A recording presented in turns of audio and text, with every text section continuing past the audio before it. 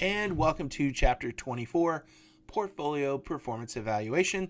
Of course, everyone that has a 401k or a portfolio is interested in evaluating its performance, and that's why we are going to cover this for sure before the class ends.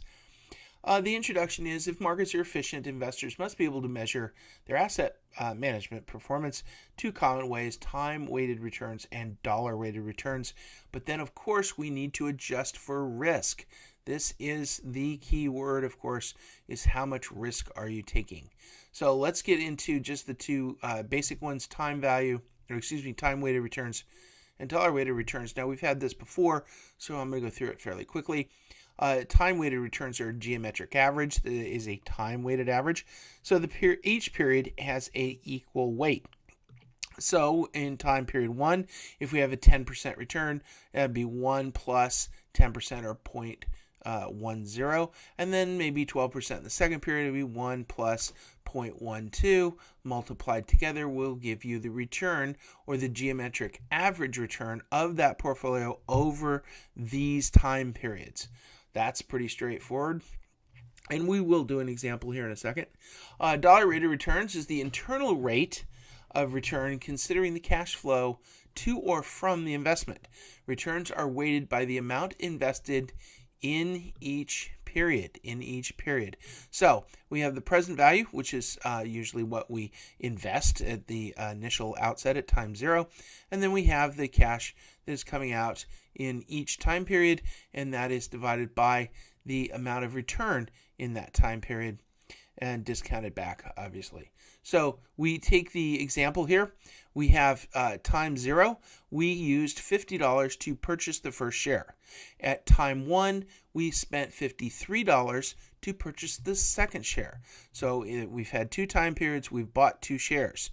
The proceeds in time 1, we bought a $53 share, but we also received a $2 dividend from our initial share.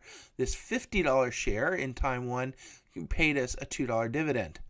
Now in time period 2, we have $4 from the dividend because both shares, we own two shares at the end of time period 2, and they give us a $4 dividend. And we also have sold the investment, both shares, for $54, and of course the 54 times 2 is 108. So in time period 2, we have the 108 plus the $4 from the dividends, so we have $112 in time period 2, and the $2 coming in from time period 1. That is the cash that has moved in and out of this transaction. Now let's look at that with regard to time weighted average and dollar weighted average. The first one is the dollar weighted return. We spent $50 in the first stock. That was money going out. We spent $53 on the second stock. We received $2 coming in from the first stock at the end of the first time period. And then in the second time period, we sold them both $54 a piece for $108. And then we received our $2 dividend. $2 for each share is $4. So $112 was our return. Now, if we do the math here, we have $50 as our present value, $51, which is the 53 minus the $2 that we received as a positive cash flow. So the cash flow here is actually negative 51. And then in the final time period, we have 112, the 108 from the share sales, and the $4 from the dividend. And so what we're solving for here is R, which is the rate of return for this cash flow. And I'm confident at this point you can use your calculator or your spreadsheet and solve for R, which would be 7.117%. So that's our dollar weighted return on this cash flow. In the time weighted return, we have two time periods, return 1 and return 2. Return 1 is the end of the first period. The end of the first period, we know the stock price was 53. We know it's 53 because we bought a share and it's 53. And then we subtract our initial purchase of 50 and we add the $2 dividend. So 53 minus 50 is 3 plus 2 is 5. 5 divided by 50 is 10%. Our return in time period 1 in the time weighted return would have been 10%.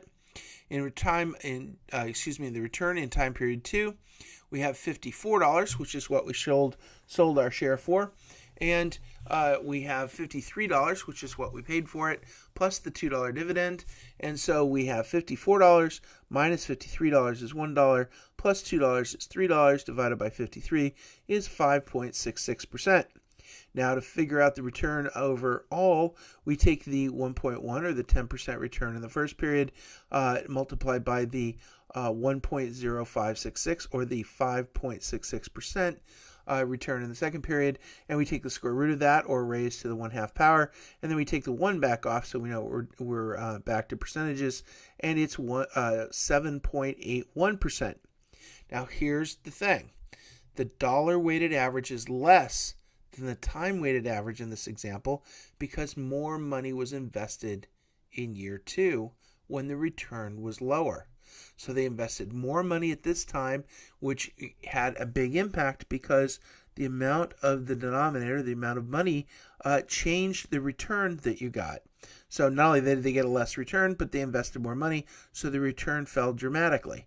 So when you talk about dollar-weighted returns and time-weighted returns, this has a lot to do with how you view your portfolio and whether you think it's a good idea to invest or not, or in some cases, whether mutual funds have been telling you their time-weighted returns or their dollar-weighted returns based on how their performance moves.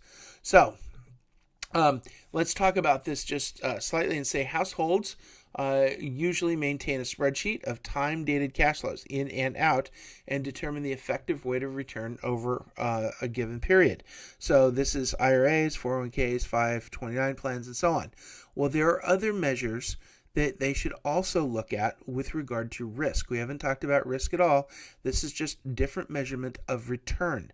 We need to talk about risk to get a little deeper into our portfolio measurement, and we'll do that next.